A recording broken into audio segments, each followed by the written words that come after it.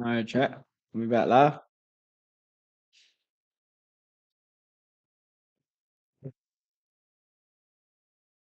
Yo, chat. We back live, or my phone go? Let me see. Yo,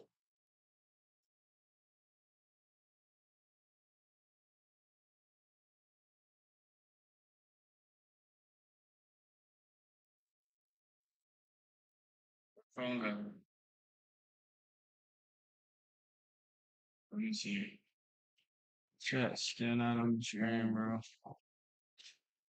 What the fuck? Chat still not on the screen.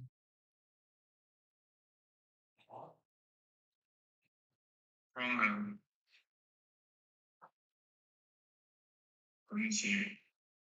Chat still not on the screen, bro.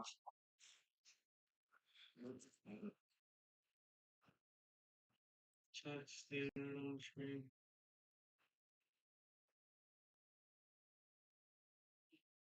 Okay, it's there. Let me see. Chat still not on the screen.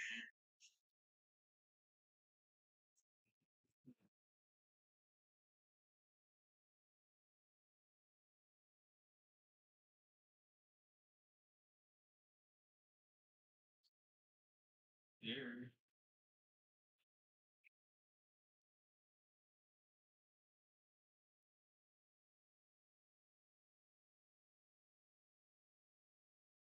Mm.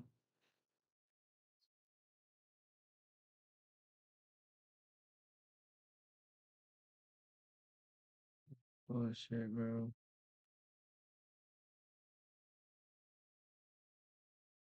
Let me see. Redo it one more time.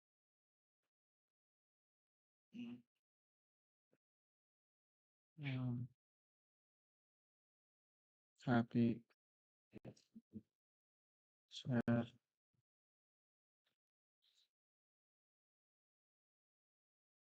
copy, save.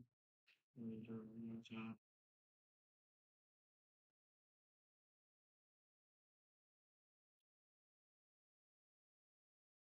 Copy.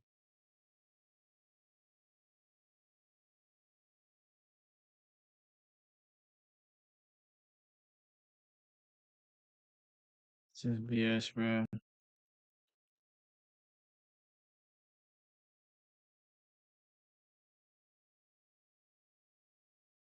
I'm being bamboozled, bro.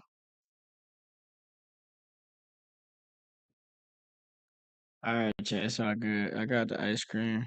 Chat, can I just built a budgeting app in not Base go on the 44. screen. Guys, Nina just...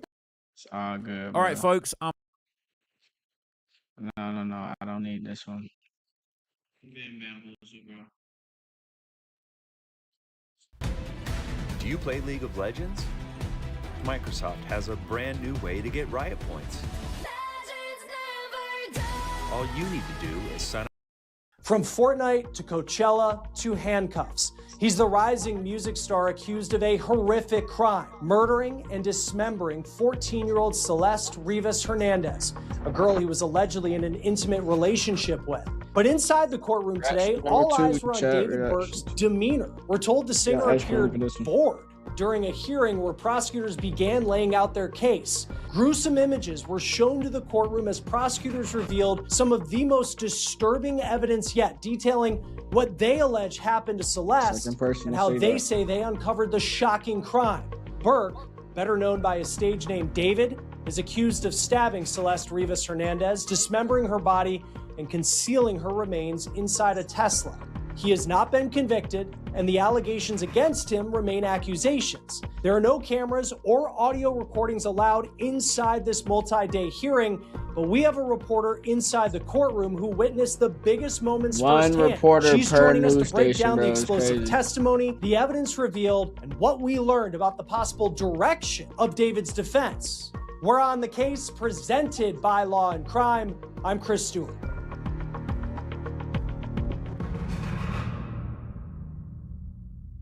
If convicted, David could potentially face the death penalty in this case. But inside the courtroom today, we're told that his demeanor was not what you would expect. Uninterested, it appeared at times, perhaps even bored, as prosecutors laid out gruesome evidence in his murder case. Today was the first day of an explosive preliminary hearing that could go through the rest of the week.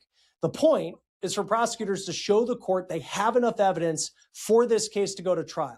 I want you to take a look at some courtroom sketches that we have in of David. This is per Bill Robles of the Associated Press. Now, David has been in custody since his high-profile arrest in April in connection to the April 2025 murder and dismemberment of Celeste Rivas Hernandez. And today, prosecutors presented images on the screen that are frankly hard to comprehend. Evidence photos shown in the courtroom of Celeste's remains when parts of her body was found in the front trunk of a Tesla prosecutors argue belongs to David.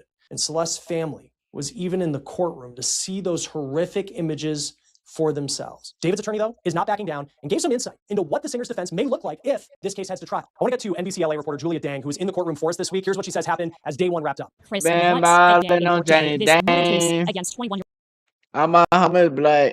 David Anthony Burke, the TikTok singer known as D4VD. David, this has finally gone to a preliminary hearing, and that's after we covered 3 separate status conferences, wondering if this case would eventually move forward. Well, today it finally has, and I got to start with the most graphic portion of the testimony today. We did hear from 3 witnesses called by the prosecution. 2 of them were investigators, and one of them from the LAPD had the task of describing what he found when he was called to the Hollywood Tow Yard last September. That was, of course, the day the victim, 14-year-old Celeste Rivas Hernandez, was found in the front trunk of the defendant's Tesla.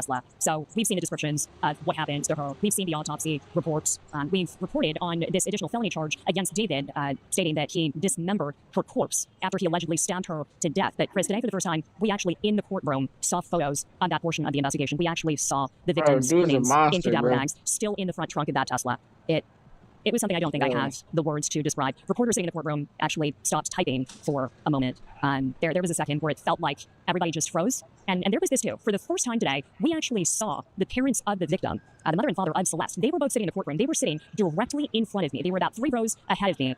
And I could see the victim's mother, Mercedes, just bowing her head down and crying when those evidentiary photos were shown to the courtroom. But I do want to lay out what else happened. So I do want to start with the very first thing that transpired this morning. Before the judge even began preliminary hearing proceedings, she wanted to address a defense motion that was filed back on July 10th. Now, there's been a lot of coverage about this. We talked about it this morning, how David's team filed this request for him to appear in court unshackled. Now, their argument is if jurors see him, handcuffed, there is an appearance of guilt. There is an appearance that he may be a dangerous individual. And that could threaten, they claim, the impartiality of the jury members who are tasked with deciding his fate. So they went back and forth over that today. The judge decided on this. She says the defendant, David, can actually be unshackled in court, but she did allow his handcuffs to be removed. And she says that is going to help facilitate the passing of notes, which is permissible between David and his defense attorneys. So they implemented that this morning. They uncuffed his hands, but his waist and his feet still remain shackled. So they got that out of the way, and then very promptly they started these preliminary hearing proceedings. So they called 3 witnesses to the stand today. There was an LA County Sheriff's Department deputy, a senior deputy, and this is way back. This was back when Celeste was still alive, and she was reported missing in her hometown in Lake Elsinore.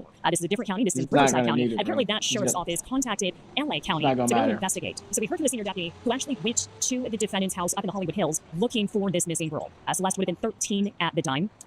We saw body camera footage of the senior deputy and his partner being let into that house by David, having a conversation with him, and then being shown photos on David's phone of Celeste. David said, yeah, he knew her. He met her online at the end of 2021, and he claimed to deputies that he hadn't seen her in months, but he pulled up her yearbook photo and said she told him she was 18 and not 13. So that was the first witness we heard from today. After that, prosecutors called up an LAPD detective from their robbery and homicide division. This detective was the one who was sent to the Hollywood Tow Yard after David's Tesla was towed there, and because of a foul stench of decomposition, police were called, and they found what ended up being Celeste's remains. We ended the day by hearing from a third witness. This was a business associate of David's. He did primarily accounting work, financial work for a record label that worked with David when he first came to LA from Texas. And a lot of questioning there, a lot of cross-examination from both prosecutors and defense attorneys had to do with management of David's finances. Who was paying the bills? Who was reviewing expenses? And just how much money was involved in his operation around this budding artist with what's been described as a multi-million-dollar music career ahead of him. Well, let me give you the numbers this witness laid out. He says between 2023 and the end of 2025, David raked in gross earnings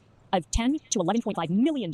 And he says that record label head made anywhere from $3.5 to $4 million off of just David. Now, why is this relevant? This goes back to that first-degree murder charge and the special circumstances around that charge. There are 3 of them. Those special circumstances mean this is eligible for the death penalty here in California, even though California technically halted executions back in 2019. So one of those 3 special circumstances include murder for financial gain. Prosecutors allege David killed this 14-year-old because she threatened to expose their illegal relationship, and that would have threatened his career. So we're expecting this cross-examination to continue on tomorrow morning. Court proceedings are scheduled to start again at 9:30. Same rules, same deal. No cameras allowed in that courtroom, but I will be in there. Now, we did take a couple court breaks ordered by the judge. This is standard. We took a 15-minute break in the morning. We broke for about an hour and a half for lunch. There was another 15-minute break in the afternoon. And during one of those breaks, I happened to run into Yeah, we're finna play Call of Mercedes, the Duty mother for a little bit. I'm about to, so this is what I'm Celeste, about to do. upstairs in the ladies' I'm about to post a video, bro. These clips is all the same, but room we just got all the outside the information courthouse. thus Now, far. she This is over, bro.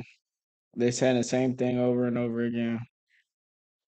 This is all we know up to this date. I'm about to post a video on TikTok. Make sure y'all go like that. I'm gonna post one of these clips probably tomorrow. Chop more Ross. All right, but